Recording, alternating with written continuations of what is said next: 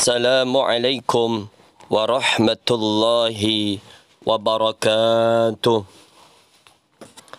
Alhamdulillahilladzi amarna bil i'tisami bihablillah. Ashhadu an la ilaha illallah wahdahu la syarika lah. Wa ashhadu anna Muhammadan abduhu wa rasuluhu la nabiyya ba'dah. Allahumma salli ala Sayyidina Muhammad wa ala alihi wa sahbihi wa man tabi'a hudah. Amma ba'du. Faya ibadallah, usikum bitaqwallah. Faqala Allah ta'ala, ya ayyuhalladzina amanu taqullaha haqqa tuqatih. ولا تموتن إلا وأنتم مسلمون.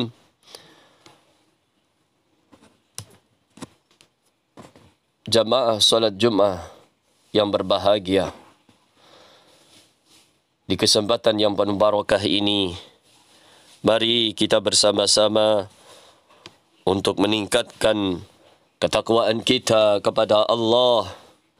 Mari di hari Jumat yang penuh barakah ini, kita bersama-sama berupaya untuk selalu melaksanakan apa yang menjadi kewajipan kita dan menjauhi apa yang sudah dilarang oleh Allah Subhanahu wa ta'ala.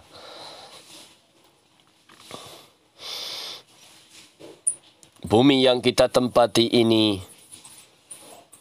adalah sebuah planet yang selalu berputar, sehingga ada siang, ada malam.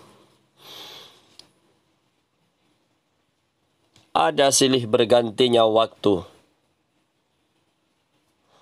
Roda kehidupan di dunia ini, kalau kita menyimak, kalau kita mau memperhatikan, kalau kita mau merasakan, tentu kehidupan yang kita rasakan ini selalu berubah. Tidak juga berhenti. Tidak pernah berhenti. Kadang ada naik, kadang turun. Ada rasa bahagia, ada rasa sedih. Kadang bisa tersenyum bahagia. Kadang juga ada tangis. Yang kita perhatikan, baik kehidupan tetangga kita, saudara kita, kadangkala dipuji, tapi pada suatu saat akan mendapat ujian. Jangan harap ada keabadian di perjalanan hidup di dunia ini. Oleh karena itu, agar kita semakin tenang, agar kita semakin tenang dalam kehidupan kita, kita tidak terombang-ambing, dan tentu kita tetap tegar dalam menghadapi segala yang terjadi dalam kehidupan ini. Maka 3 amalan baik yang bisa kita lakukan dalam kehidupan kita.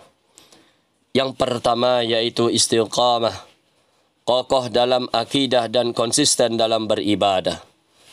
Istiqamah ini adalah sesuatu yang amalan mudah tapi sangat sulit. Karena istiqamah adalah amalan yang kita lakukan terus-menerus tanpa putus. Begitu pentingnya istiqamah ini sampai Nabi kita Nabi Muhammad sallallahu alaihi wasallam berpesan kepada seseorang seperti dalam al-hadis sebagai berikut. Beliau berpesan pada sahabatnya, An Abi Sufyan bin Abdullah radhiyallahu anhu qala, qultu ya Rasulullah, qul li fil islami qawlan la as'alahu anhu ahadan ghairaka. Qala, qul amantu billahi thumma istaqim. Dari Abi Sufyan bin Abdullah radhiyallahu anhu berkata, aku telah berkata, wahai Rasulullah, katakanlah kepadaku pesan dalam Islam, sehingga aku tidak perlu bertanya kepada orang lain selain engkau. Nabi Muhammad sallallahu alaihi wasallam menjawab, katakanlah aku telah beriman kepada Allah, kemudian beristiqamalah. Orang-orang yang sudah beristiqamah akan selalu kokoh dalam akidahnya dan tidak akan pernah goyah keimanan bersama dalam mengarungi kehidupan ini. Berbagai persoalan hidup, berbagai ujian hidup akan selalu dihadapi oleh kita semuanya. Yang tahu adalah kita sendiri. Saudara kita tidak tahu, tetangga kita tidak tahu, orang-orang di sekeliling kita tidak ada yang tahu. Yang mampu merasakan dan mampu melihatnya adalah diri kita sendiri. Kadang kita melihat kehidupan orang lain itu sangat enak.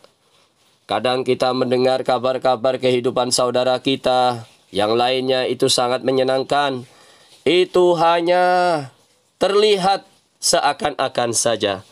Tapi ketika kita sudah masuk di dalamnya, mengamatinya, memperhatikannya, maka yang timbul adalah rasa syukur bahwa alhamdulillah meskipun seperti ini, kehidupan kita jauh lebih nyaman, kehidupan kita jauh lebih baik daripada kehidupan saudara-saudara kita yang kita anggap jauh lebih baik daripada kehidupan kita.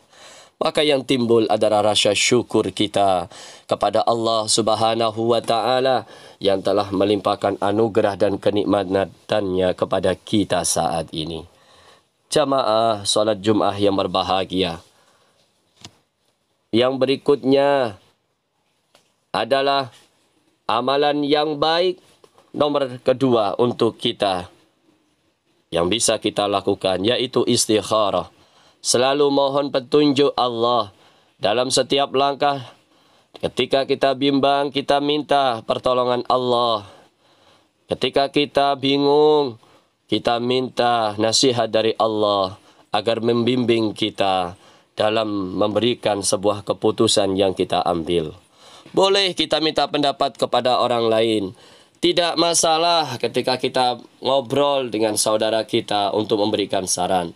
Tapi ketika saran yang kita dapatkan belumlah sesuai harapan, maka kita bisa gelar sajadah kita.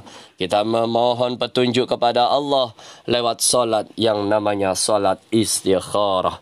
Minta petunjuk kepada Allah. Apakah ini perlu dilakukan atau tidak? Setiap orang mempunyai kebebasan untuk melakukan suatu perbuatan. Akan tetapi menurut Islam, tidak ada kebebasan tanpa batas. Karena semuanya itu ada aturan-aturannya. Ada batasan-batasan menurut agama. Maka seorang muslim yang benar selalu berfikir 2 kali. Bahkan berkali-kali sebelum melakukan atau mengucapkan sebuah ucapan. Karena itu, ketika kita merasa bingung, ada Allah yang bisa kita minta petunjuknya. Petunjuk dari Allah adalah petunjuk yang jauh lebih tepat daripada petunjuk dari yang lainnya. Nabi kita Muhammad sallallahu alaihi wasallam pernah bersabda, "Man kana yu'minu billahi wal yaumil akhir, falyakul khairan aw liyasmut." Hadis riwayat Al-Bukhari dan Muslim dari Abu Hurairah. Barang siapa yang beriman kepada Allah dan beriman kepada hari akhir, maka berkatalah yang baik atau diamlah. Jamaah solat Jum'ah rahimakumullah. Berkaitan dengan kebebasan untuk berbuat, kebebasan untuk berbicara, kebebasan untuk melangkah apa yang ingin kita lakukan. Pada suatu hari malaikat Jibril pernah datang kepada Nabi kita untuk memberikan rambu-rambu kehidupan. Rambu-rambu apa yang harus kita lakukan selama hidup di dunia ini. Beliau bersabda,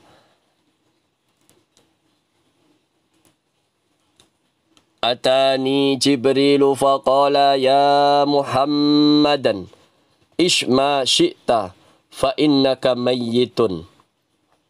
Fa ahbib ma syi'ta fa innaka mufariqun. Wa'mal ma syi'ta fa innaka majzi'in bihi." Hadis riwayat Baihaqi dari Jabir. Jamaah salat Jum'ah rahimakumullah. Jibril telah datang kepadaku dan berkata, "Hai Muhammad, hiduplah sesukamu, tapi sesungguhnya engkau suatu saat akan mati. Cintailah apa yang engkau sukai, tapi engkau suatu saat pasti berpisah juga. Dan lakukanlah apa yang engkau inginkan, sesungguhnya semua itu ada balasannya." Sabda Nabi ini semakin penting dan semakin memberikan pengetahuan kepada kita. Kalau kita mau meresapi, ketika akhir-akhir ini dengan lalih kebebasan, banyak orang berbicara tanpa logika. Dan apa yang harus kita lakukan? Tentunya kita harus lebih bijaksana untuk banyak mendengar daripada berbicara, yang kadang-kadang justru membingungkan ketika kita berbicara, membingungkan saudara-saudara kita. Oleh karena itu, istikharah dalam segala langkah, benar-benar bertindak secara benar dan tidak menimbulkan kekecewaan di kemudian hari. Nabi kita Muhammad sallallahu alaihi wasallam bersabda, "Ma khaba man istakhara wa la nadima man istasyara wa la ala man iqtasada."